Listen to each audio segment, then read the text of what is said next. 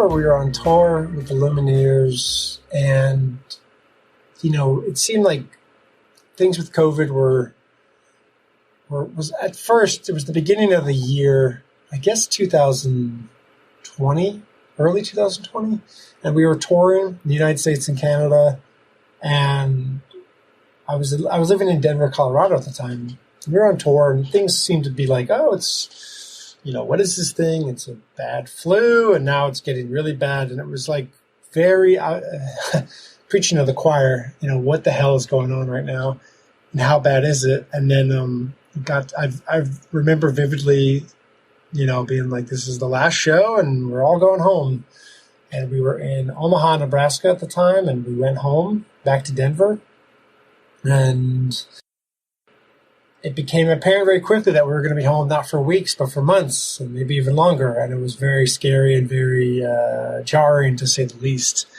And I actually, during that time, I thought to myself, well, everybody's going to have a COVID story. And as we get older, everybody's going to be asked, what did we do during that time? It'd be good to have a good answer.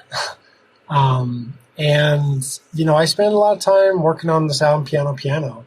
It was something that I had not intended on working for at least another year or two.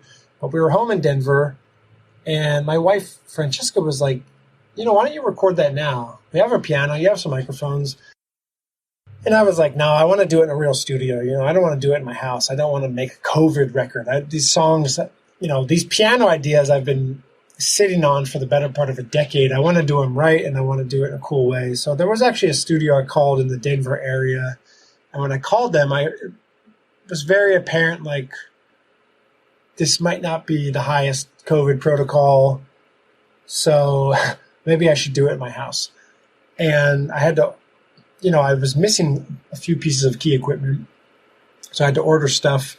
And that took whereas one thing maybe took 1 or 2 days, everything took 5 or 10 days. And it was just a crazy time delay and time suck. So I worked remotely with this engineer, David Barron, on making Piano during that time. And that was just a really cool moment.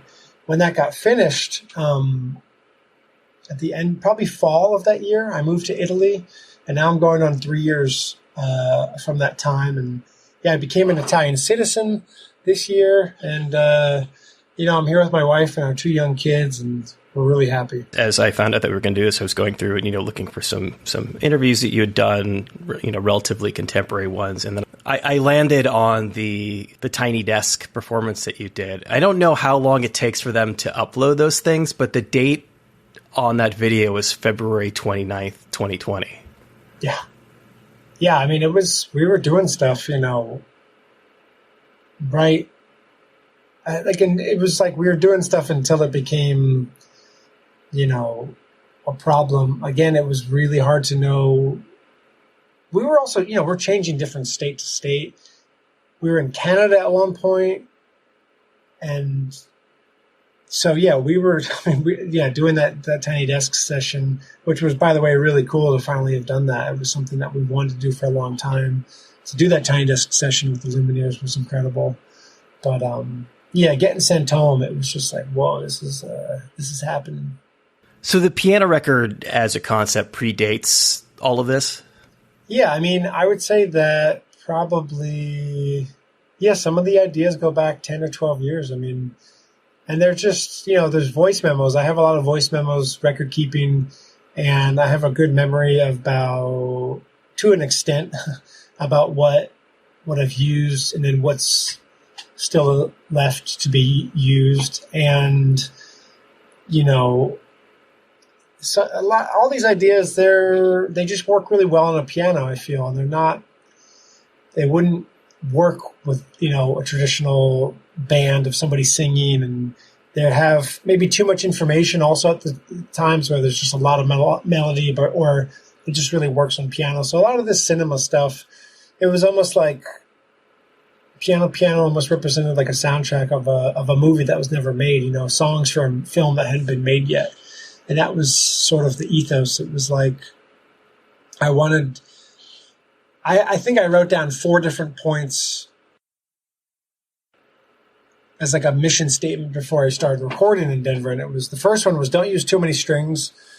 I think the second one was like keep the mistakes. And it might have even just been like the third one was don't do too many strings. I did that twice because I really was like, I don't know, I wanted to make something that I had an idea of what I wanted to make. And I think what I set out to make was achieve that. And that was really fun and exciting to work on that in that way. And some of the songs, like I said, go back, a decade or more. And then some of them were written white hot in the moment of just like, oh, I need a bridge, I need a verse. One song off Piano called Possessed was written in probably the span of 15 minutes, where my son at the time, he was about 2 years old. We were in the living room. He was sitting on the couch, and I had a guitar that was alternately tuned. It was tuned differently than the standard tuning. And I was just playing the guitar, not even thinking about what I was doing. And I started going like, ding, ding, doing this thing that became the song Possessed. The reason I called it Possessed was because I don't know, I quite literally became overtaken with that song idea. I didn't realize what I was doing when I was doing it, but I just noticed I was doing this thing and then went to like a sort of chorus and then started playing the chorus on the guitar. So everything was written on the guitar, believe it or not. And then when my son went to bed, I ran downstairs to the other piano where it was a little bit quieter in the basement so my wife and son could sleep. And I was working on that down there. And it was just this really rare, cool moment that you're right place, right time. You're firing in all cylinders. And sometimes it's the last thing you expect to happen.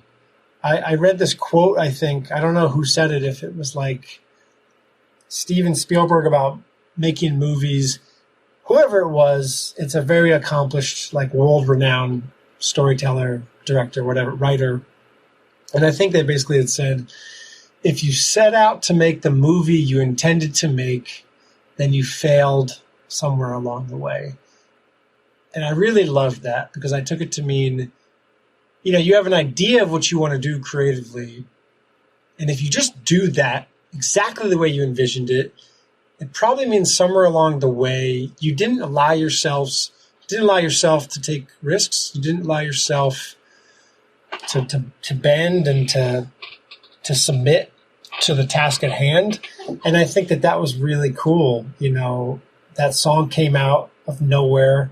I had no intention of recording that song because I didn't know that song existed yet. And that was just a really cool moment. And that's happened before too. Like, for example, with the Lumineers, there's a song called Angela that was written in the studio. And sometimes these things just happen and then they become like your favorite things down the road. And they're like the best surprises, It's like meeting the person you're going to marry randomly at a place that you have these maybe preconceived notions of, oh, this is where I'm going to meet the person I'm going to marry. And then you do the most random thing, not thinking about what you're doing, and your life is changed in an extraordinary manner. So, yeah. I like that paraphrase from the standpoint of, I think too often when we set out to create something, we're so bogged down in hewing as close to the initial idea as possible that we tend to constrain certain elements of it. And I would extend that to apply to life in general. You're in a rock band. So obviously you've had a good deal of success, and especially in the early days when you are struggling and you are comparing yourself to your peers and you're not having the exact career that you set out to have, it's easy to really spiral. Yeah.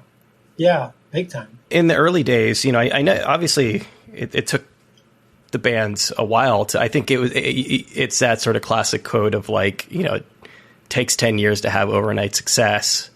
What kept you going? It was wild. It was awesome. It was crazy. Just some context. I met my wife. She is from Italy, born and raised. So she was living with me in Denver. And the idea was, once we had our son, we did start thinking about maybe moving and just playing with that idea. So it wasn't like I just was, American, threw a dart at the dartboard. It was like, we're going to tour in Italy, but that's where she's from.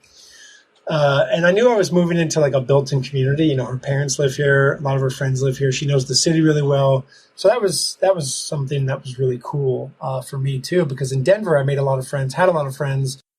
Between a lot of friends leaving Denver and between me being on the road all the time, losing touch with people, and just it almost like my wife almost knew more about Denver than I did at times, just because I toured so much and started to lose touch with the city, and which was not like a good feeling. You know, it's really amazing to tour, but to lose touch with the city and lose touch with people, a lot of like, and it was pretty wild. A lot of my friends, a lot of people I loved and cared about, they did leave Denver, which was hard for me, which was a challenge. So yeah, going to another country, a foreign country, where I don't speak Italian, it was crazy because we went there, I think at the end of August or early September 2020. Now at the time, if you remember, Italy was one of the first countries hit the hardest with COVID. It was really bad. They understood the severity of the pandemic and the toll it was taking, arguably long before other parts of the world, particularly America, did. So by the time we got there, everything was on lockdown. There was zones based on different colors. Now, at the time we got there, everything was a red zone, which is the highest alarmed color you can have in this. Yeah, zone. That tracks. And so we had bought a house that wasn't ready for a while. So it was me and my wife and our son living in my in-laws' house. Now, they're amazing people, lovely people. I love them. But we were pretty crammed in the same house. And it was just wild. I mean, it was a red zone at the time. So to go to the bar, you know, which is what they call a cafe. To go to the cafe and get a latte or whatever, get a coffee drink. It was 1 in, 1 out, basically, mask on. And September turned into October, turned into November. So now we're dealing with very gray, cold, wintry months. And the parks, the playgrounds had quite literally like yellow caution tape over them. And you really couldn't do anything, you know, and it was really hard. And not even trying to get political about it, I honestly thought, okay, I agree. Unfortunately, this is probably literally what's needed. But at the same time, this is a massive challenge as a father of a young child. And everybody had challenges. It's not just me. I don't want somebody to hear that and think, oh, this guy had challenges. You know, the poor musician who had to be home. It was, you know, one of the pros of this time, if I can say that, was that I had a lot more time with my wife. I had a lot more time with my son. I got to see a lot of moments that maybe your average father or parent wouldn't get to see. That was beautiful. But anyone with a 2-year-old knows that entertaining them inside all the time is really a challenge. And not getting fresh air because it was so cold at times, or not having nowhere to go. You know, we could go out with our gloves and our hat, or like, you know, you go to a park and you play with a ball for so long, but then you'd see other kids and you're like, oh, we can't, you know, you don't interact with them. And all of that combined, it was really challenging. And then we got to move into our new house, which was exciting. And then as things started to open up slowly but surely, that was amazing. You know, now living here, believe it or not, I've been here 3 years. A lot of the 3 years I have still been on tour, doing a lot of work. But I feel like I probably missed out in that first year between COVID regulations and between touring with the Lumineers. You know, I feel like I'm just even starting to get a taste of what it's like to live in Italy still. Being 3 years in, the rate at which I travel, the rate at which I leave, I'm still getting to know the city. And that's a good thing, you know. Like even last year, I was gone from my house for 7 months. So this idea that I have a mailing address, I sometimes joke, that's in Italy. The mailing address has existed for 3 years, but I haven't been here 3 years, which I think is also preserved. When people move to a new city, a new country, a new state, whatever, there's that honeymoon phase where you're like, this is awesome. I'll never get tired of this. And then, you know, eventually real life sets in and you start to know the coffee places and you know the pizzeria and you know where you're going to grocery shop. And at some point, the high inevitably wanes in some degree. But that's one of the double-edged sword aspects of this job is that you're constantly going, but you're also constantly coming, and that yin and yang of it is really cool. So yeah, long story short, love being here, and I still feel like it's been really inspirational too, just to be in a different city and to see a different culture that's completely different than the United States, and just a lot of things. And our daughter was born last October, so she's about 20 months now, and yeah, raising two kids in Italy. I grew up in Ramsey, New Jersey, and this is totally different than the experience I had, and it's pretty wild. There's this thing that I've noticed when I talk to creative people specifically, where they'll tell me in hushed tones, like, oh, actually, the pandemic was really good for me because I finally had a time to do all these things that I wouldn't have done otherwise. Obviously, you don't want to say that the pandemic was great, but at the same time, there was opportunity there. Like, certainly there was opportunity for you, for somebody who travels so much, who I assume just doesn't have a lot of downtime, doesn't have a lot of free time to be creative, and certainly not to work on your solo stuff. Obviously, the band has been the big focus for you for a long time now. Was that when it was clear that it was time, that it would be, as you said, weeks or months? Was that a big focus for you to finally be able to really start working on some of these projects that you had been, I guess, unintentionally putting off? Yeah, I think that there was something about, maybe I'll say this in a hushed tone, it was probably the most fertile creative period of my entire life. COVID had hit. We had all gone home. I finished piano, wrote new stuff in the meantime of that. In addition, right after that, went right into like kicking ideas back and forth with Wes, the singer of the Lumineers.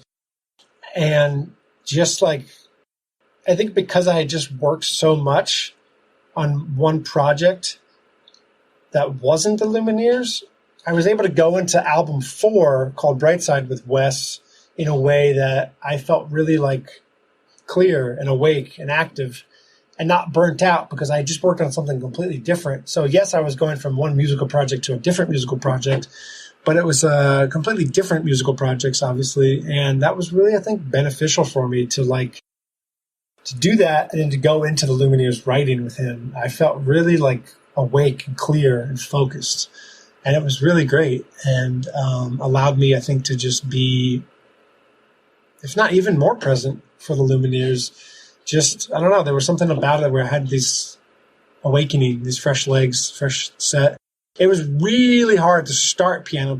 I remember that, though. It was like torture because there was no inspiration at all. It was like trying to draw water from the most dry well ever. There was literally, I was just like, there was no inspiration. I really was like, holy shit, this is the worst case scenario. An invisible microscopic thing that's taking control of everyone's lives. Like, this is the worst case scenario. Like, what could be worse? Something that you can't see, is extremely contagious, that's affecting everybody at all levels of life, all ecosystems. Doesn't matter how much money you make, doesn't matter where you live, literally pervaded all aspects of living. And I don't know, it was like awakening, or eye-opening that, as humans, we probably complain about people more than any other aspect, other people more than any other aspect in our life. And that's the very thing that we need too. Even people that are extremely introverted, everybody needs to be around people at some point. And it was heartbreaking too. It was like, now I'm finally home. And my parents live in Denver still. And they were like, essentially right down the road, but we didn't really see each other. My dad, he's older and he has something else that's compromised. And if he had ever gotten COVID, that would have been really bad, I thought. And so I didn't really get to see them, which was like, it was so close, but you couldn't reach out and touch it. So eventually, just forced the inspiration. Once I got going, I became obsessed and couldn't stop. And that was really fun. And I give so much props to my wife because, then she's, we're in the same house, but thankfully there was like a basement and I could go down in the basement and record. And our son, he was young at the time too, so he would still take a nap. He would take a nap upstairs with my wife, and then my wife would maybe text me like, okay, start recording now. And then I would record, and then sometimes he'd sleep for 45 minutes, which would suck for me, or sometimes he'd sleep for almost 2 hours and I'd get a lot of done. And then he'd wake up and be like, okay, well, I can no longer record on the grand piano, but when they go to sleep, I'll go downstairs in the basement, work on firewood, which is this other nickname I have for this other piano that's a lot softer, and they wouldn't be able to hear it when they were sleeping. So not to mention recording strings with an orchestra called the Fames Orchestra. They're an orchestra based out of Macedonia, which is in Europe, I believe, about 8 hours maybe ahead of Denver time. So recorded a few songs with them remotely. And even that was eerie. There was like this, us talking, except you replaced with 40 Macedonian orchestral amazing musicians, all wearing masks, playing this like intense classical music. And I have video of that. I'm like, this is fucking surreal. This is like crazy. These people are doing this still. And it was beautiful though in a way too. Like, wow, this is how much this all means to us, that it was one of those things where it all just became like science and medicine can help cure us, but music and art will save us. I really just, that distinction dawned on me in a very profound way, where I was like, we need both.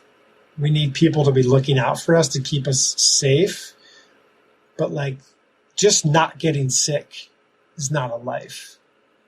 You know what I mean? Just not being in harm's way, that's not a life. It's not being sick, it's being healthy, and then also doing stuff with our time that is connecting with other people and connecting with your children, connecting with your partner, whatever it may be. And even taking like something as simple as like fell in love bike riding. Like me and my wife, we were bike riding every day, probably 2 times a day, once in the morning as summer came, and then one, not in the day, but then, as the sun was going down after dinner. That like saved us too. Like biking was like, just whether it was around the block or like doing a little loop around Denver, that was something safe we could do, the whole family, and it was great. I'll always cherish those bike rides we took. You mentioned this idea of being more present with the band than perhaps you had previously, and I think that's something that everybody struggles with from time to time. But I wonder, when you're in a band that gets really big really fast, whether it can be difficult to be present when you get swept up in all of that. Yeah, for sure it can. There was, I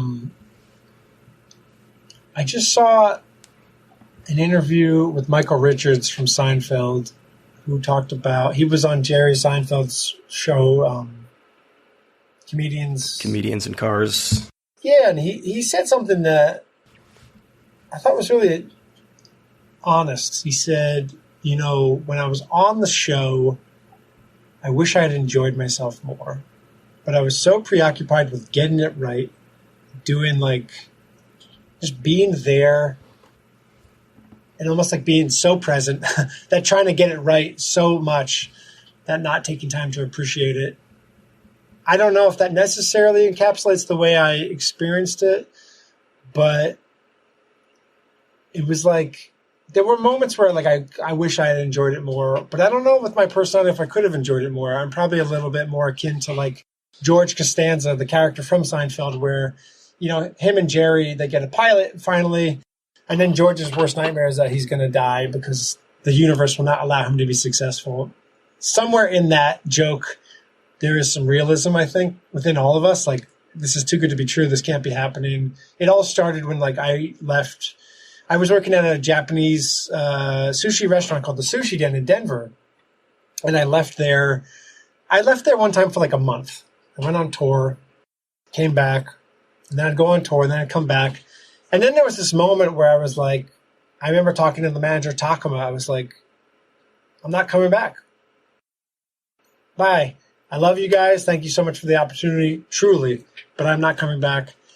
And I remember as a joke, because I didn't know what the hell was going to happen. But as a joke, I like autographed like the timesheet of like where my name was, and I was working next Monday and Tuesday, and I was like, "Yeah, you go talk about this is going to be worth something." But none of us really had an idea about what was about to happen. All we knew was that we were going to go on tour, that the album was going to come out, and that we were let's try to make money doing the thing we loved the most, which was music and art. And then even like probably for the next 12 months, even when I knew I wasn't going back, that we were playing on, we did the Craig Ferguson show playing Ho Hey, and then we went on Conan O'Brien, and then we did David Letterman, and then we did Saturday Night Live, and then we played on the Grammys. And at that point I was like, okay, I'm probably not going back to the Japanese restaurant anytime soon. But I kid you not, I had a recurring nightmare many times where I would wake up almost like in a cold sweat being like the nightmare was basically that I was walking back into the restaurant. And I actually didn't mind working there. It wasn't like that place was a nightmare.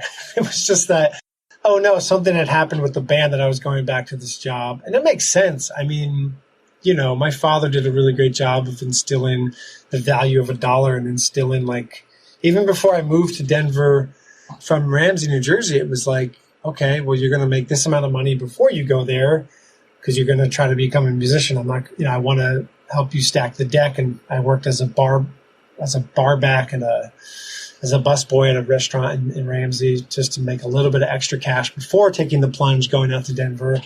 And even when I was in Denver, I had to work other jobs before being able to. But I had this recurring nightmare where I was like, going to work still. And it makes sense because I was, at the time I was probably 26, 27. And for so many years, for at least a decade, I had been, ingrained, like you work a normal job, you take the safe job, and that's how you make money. It's an obvious tried and true thing, I think, all throughout the world, so to speak. And I think, it was really scary. And then, shows were starting to sell out before we even got there. And then the venue would get upgraded to a bigger venue. That was really exciting, but I think it was just happening so fast that I didn't know how to enjoy it at times. There were plenty of moments, like, don't get me wrong, playing Conan O'Brien, meeting him, he was like an idol to me. I watched him every night. Like, he was always after Jay Leno in New Jersey, and, he was the late show. And it was like this holy shit moment of like, I'm meeting Conan O'Brien. We're on the show where I discovered falling in love with like Wilco or seeing all these other things. It was just really mind blowing. And playing on Saturday Night Live is like one of the coolest things I still think we'll ever do as a band. It was so cool. And we went from a van to a tour bus, and then we were playing Europe. I think the problem was at times was that we didn't have a lot of breaks. And I think that, there's this new Post Malone song that just came out, and he says, I live my life on overdrive. And I don't know what the other lyrics are, I forget them, but just I live my life on overdrive. And I felt very much like I was doing that. I was really enjoying the moment, but also like probably didn't know how to take care of myself, didn't know how to like get proper sleep, and didn't know how to find like a way to recharge my batteries completely before the next show, before the next tour. And I think that caught up with me in different ways. But, now I've never enjoyed touring more. I've never enjoyed everything more. It's just been so great. But looking back, there was moments I wish I maybe enjoyed it more. But again, it was so crazy. That phrase, blowing up, when something blows up, what happens? Well, it blows up and then lots of millions of pieces go everywhere. It's an interesting term to describe success.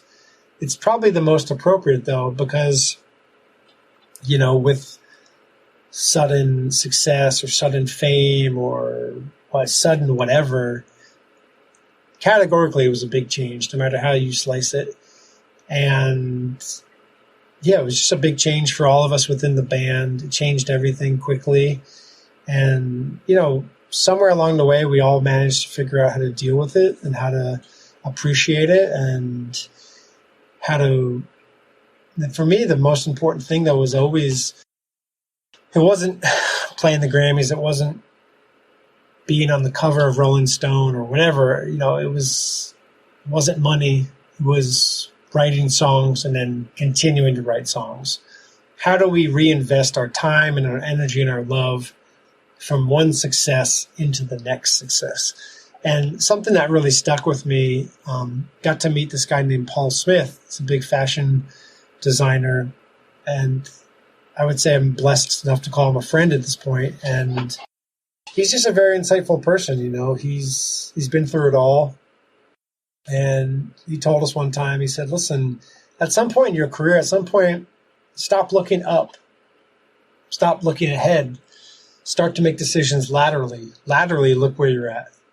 And I just thought that was the most brilliant thing, because I think it's almost like if you have $50 and you're like, I want to invest this in the stock market. Oh, I made $100. Well, now what? Well, now I want to make $200.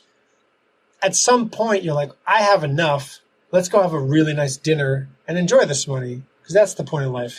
It's not how much can I maximize my profit. And I think the same with music and art is like, it's not, well, let me make more music so I can like fly privately, so that I can like, so that I have to tour so much to like keep my lavish lifestyle. It's like, it really is so basic. Like that thing behind me, a piano, how can I continue to sit at that with my partner and continue to make great music? That's really it. And then other things come into the equation, obviously being a great father, being a great husband, blah, blah, blah. All these things combined. But when it comes just strictly talking about art and music, that was always the goal. It was to make an album so that we could make another album, and et cetera.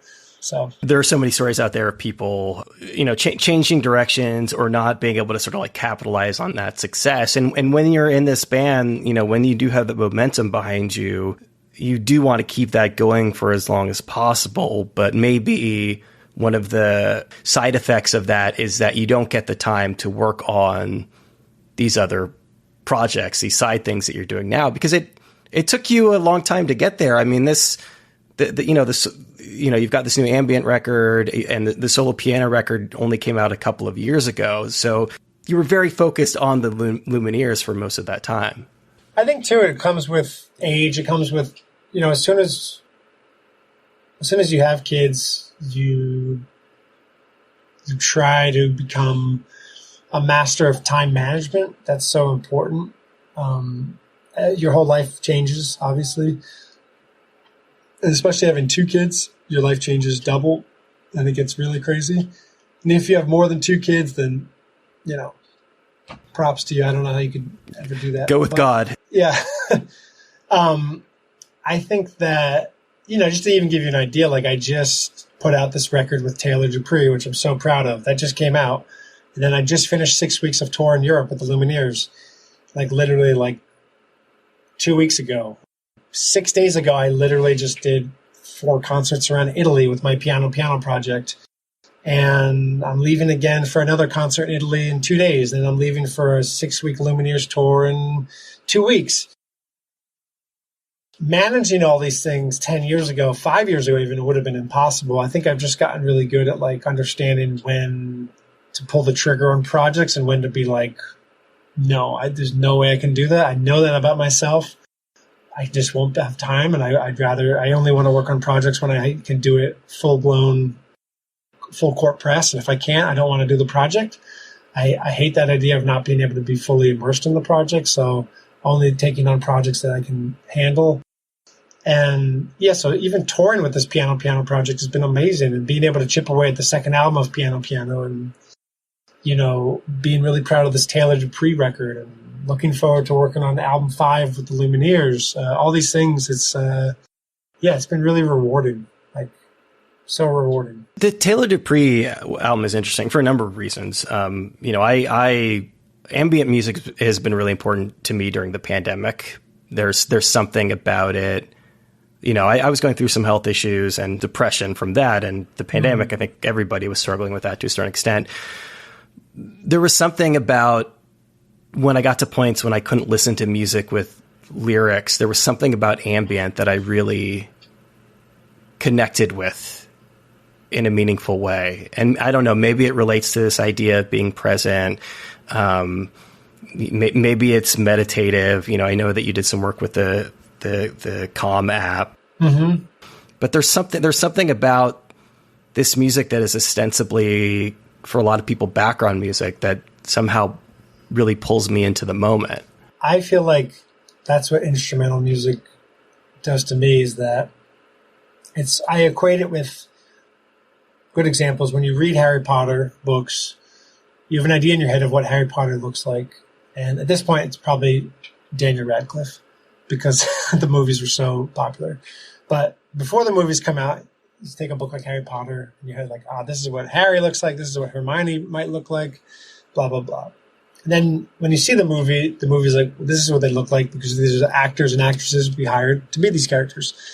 I feel like music with words, you know, you hear the singer singing, and even, I say this now living in Italy, I listen to a lot of Italian music just casually that's coming into my brain. And there's a lot of times I don't understand what they're talking about, but you process it. You're like, well, that's a female singer, that's a male singer. They're screaming. Maybe they're emotional. Maybe they're sad. There's all these like indicators of what you're supposed to be thinking about.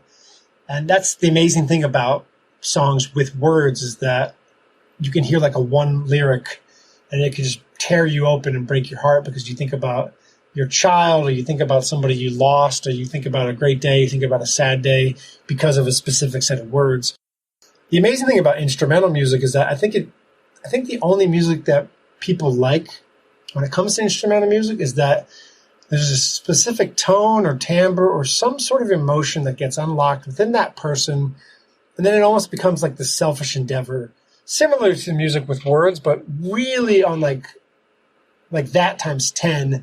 When you listen to something instrumental, I think inevitably you go to this thing that you once experienced in a very heavy, but in a beautiful heaviness, not like, this is heavy, I hate it. It's like, this is so heavy and I'm dying right now. It's so good. It's so heavy and it's so emotional. I think with instrumental music, that's what it does to me. I think when I hear something, you're just like, this is happening right now, and I'm hearing this thing, and it's just so evocative and provocative, whatever, and just so stimulating to the brain. And that's been something cool too. Like when I was showing my peers and friends and family members stuff from Piano and stuff from this Taylor collaboration, one of the coolest comments I got was from a guy I don't really know that well, but we follow each other on Twitter, and it's like a loose relationship, but we're friendly with each other.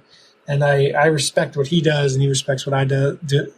And he had messaged me like, yo, loving the Piano album, brother. This is super cool. And it makes me think of things that I never have thought about before. There's something in the effect, like it makes me think of things in my life that I haven't thought about for a while, or rather like it makes me think things that I never think. Sort of this like redundant, simple idea. And I was like, that's really cool. Actually, my job is done. I think that with this music, the instrumental, stuff I've been working on, whether it is Piano or the Taylor Deupree side project, it's trying to present something to the listener and the first litmus test is always me. When I hit spacebar, when I listen back and I go, wow, that's really moving me. That's when I know it's done. That's when I know I'm on the beginning of a shitload of work. When I hear something, I'm like, that's awesome. Now I got to make sense of it and make it sense to make me, make sense to me so that other people understand it as well as I do. And that's where all the hard work comes from when working on music. But that's really the first sign. It's like the light bulb is like, it's hitting me in this very profound way. That's awesome. And sometimes you work on something for 5 hours or 5 days and you're like, man, I really tried and this is not doing it for me. And sometimes you get a little bit of luck. The universe is like, I'm going to give this one to you easy and it's going to be a 2-foot putt. And here's the idea, and just don't mess it up. That's the idea. Just don't mess it up. keep it cool. It's already cool. And those are rare moments. I feel like any musician or artist, any writer will tell you.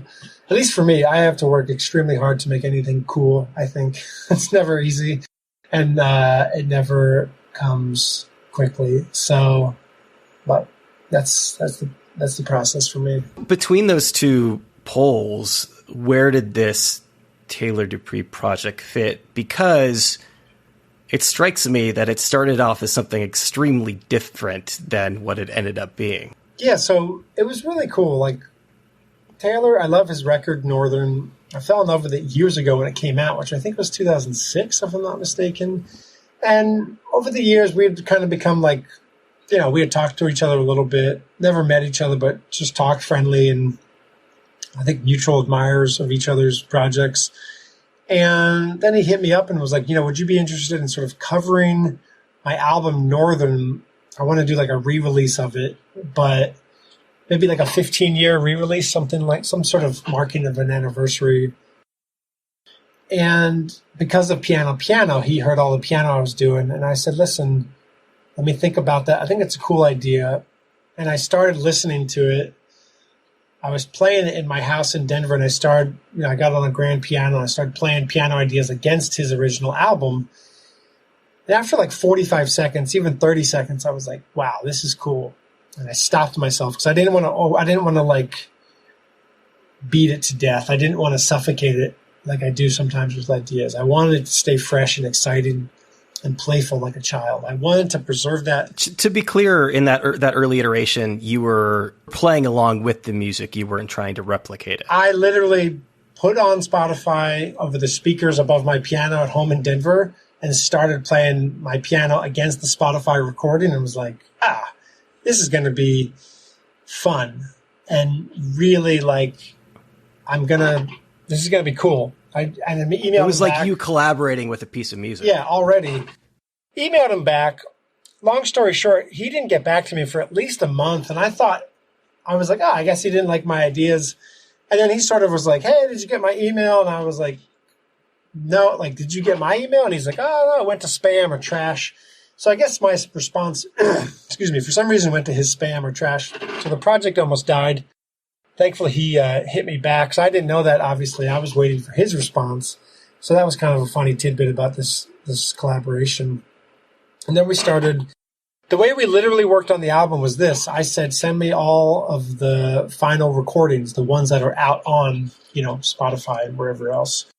And basically what I did was I said, instead of me covering the album, which I think would be boring for me and also not yield the best result, what if I sort of wrote some pieces and reacted to what you're doing?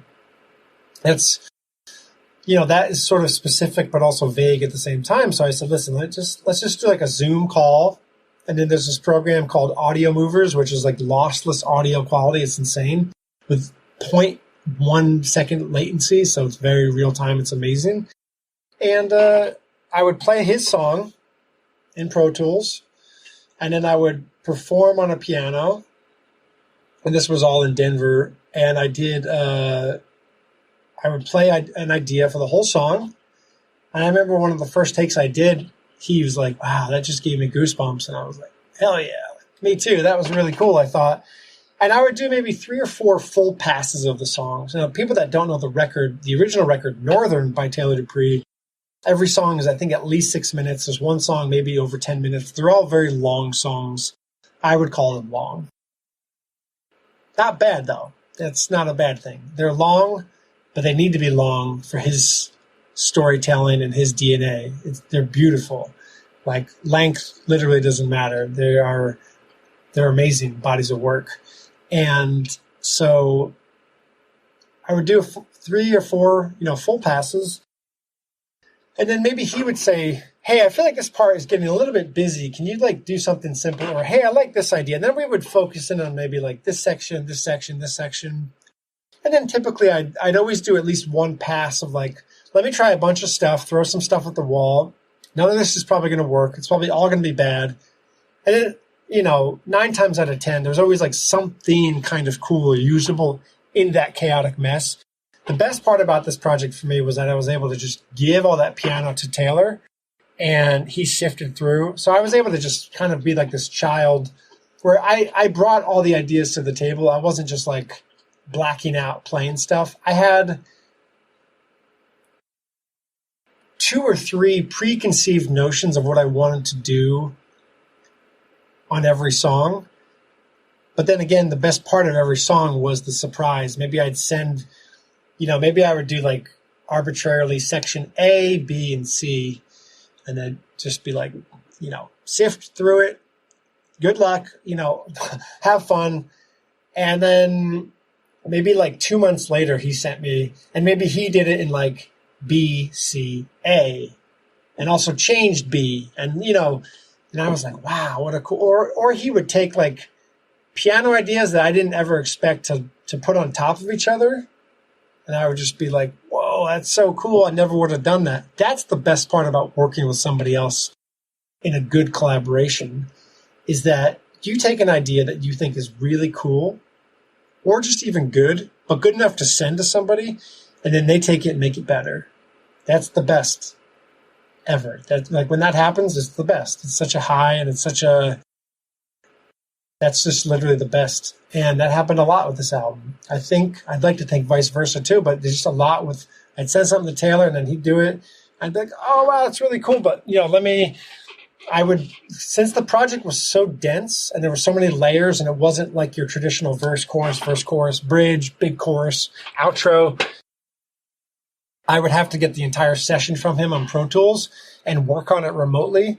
And I think I worked on this record at times in like all over the world, maybe places even like Singapore and India, Canada, Los Angeles, because I was on a big tour with the band. And that's how we finished the record. We never met once in person. All for this record. We did everything remotely. And it was really rewarding and really cool. I'm really proud of it. You mentioned Firewood earlier, and I was watching you talk about effectively recording the tones of the piano for a music plugin. You also alluded to this idea of embracing mistakes when, I think specifically when talking about the piano record. And to me, those two things are fairly connected, playing an imperfect instrument imperfectly. Is that the kind of thing that you have to come to over time, to be able to sort of banish this idea of making a thing as perfect as possible?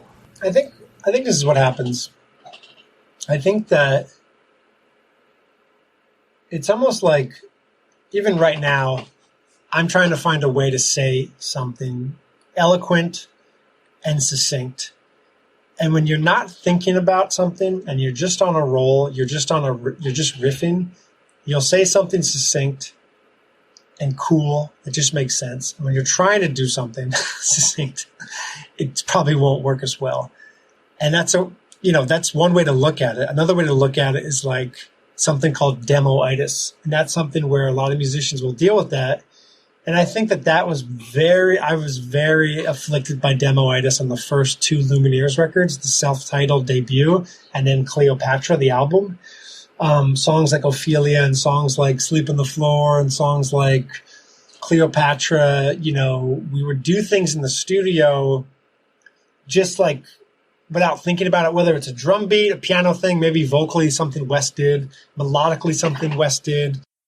Something, a quick reverb that you threw on that you didn't think about. And then you would spend so much time trying to recreate that in the real studio. And a lot of times you're like, well, let's just use the thing we did. It already sounds great. Why redo it?